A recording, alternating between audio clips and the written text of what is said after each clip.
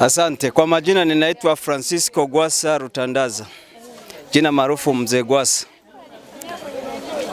Kero kubwa ni changamoto iliyopo kwenye mitaro hapa Rusumo, upande wa Migombani.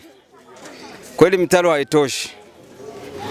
Tofauti na hapo, ukiangalia mazingira haya ni hatari sana na ni hatarishi sawa, lakini bado ukiangalia mtaro kama wenzangu walivyosema, huu mtaro hautoshi kabisa kusema kwamba tuzibue mtaro. Sawa, tunaweza kuzibua na tutazibua, lakini sasa changamoto kubwa inatokea kule juu.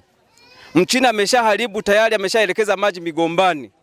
Serikali ijipange, iangalie jinsi ya kuelekeza haya maji yanayoingia hapa Migombani yaelekee sehemu nyingine.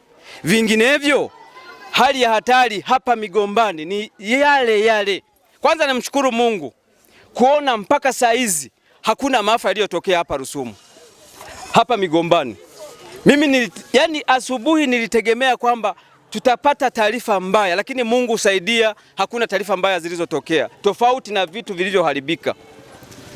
Binadamu wote wako salama.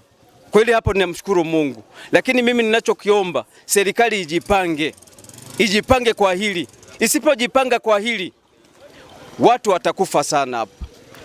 Sio hapa wafanyakazi tu, hata wakazi wanaolala kwenye nyumba watakuta wamesombwa na maji. Kwa hiyo hili kabisa waliangalie kwa jicho la pili. Serikali waliangalie kwa jicho la pili. Tuache siasa. Mimi naitwa Bahati William. Jina maarufu jamii inanitania kuwa ni Kakize au Kapfuye.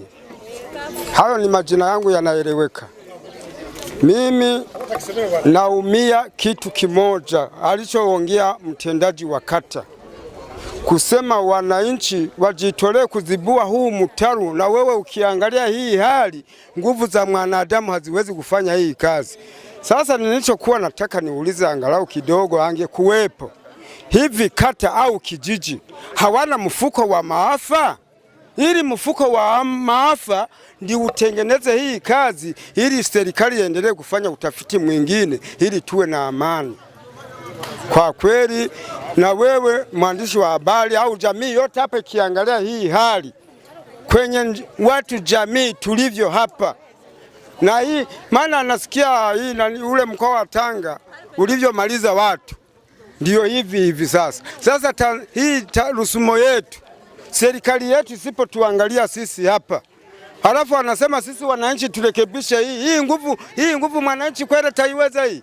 Mwananchi ataweza hii kazi? Angalau hata wangesema kama basi sisi wananchi tufanye kazi, lakini pawepo na mfuko, kama mfuko wa maafa upo, uingie kwa kutusaidia. Hii ni kuokoa jahazi, hii ni kuokoa jahazi. Asante sana. Kwa majina naitwa Zawadi James. Mimi ni mjane. Nyumba yangu imeingiliwa na maji kila sehemu, lakini mtaro umeziba. Mtaro ulivyoziba imeingia kama maji mengi sana na vilima udongo.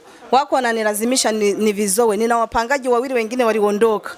Au wapangaji wawili unaweza kutengeneza hata mita hata 10 au 15 kwa kuzoa kwa kutumia mikono. Kwa hiyo naomba msaidizi, maana mimi sina msaada wowote. Sina wapangaji wanaolipa kodi kusema kwamba naweza nikaleta kenta wala gari wala nini.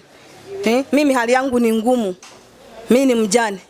Hiyo hela nitaitoa wapi ya kuweka watu wanitolee huu udongo kwenye mtaro? Ninachoomba, naomba msaada. Waje kama ni kuzibua wao, kama ni nini, kama ni hela, kama nini waweke nini, au waite watu wa msaada watusaidie.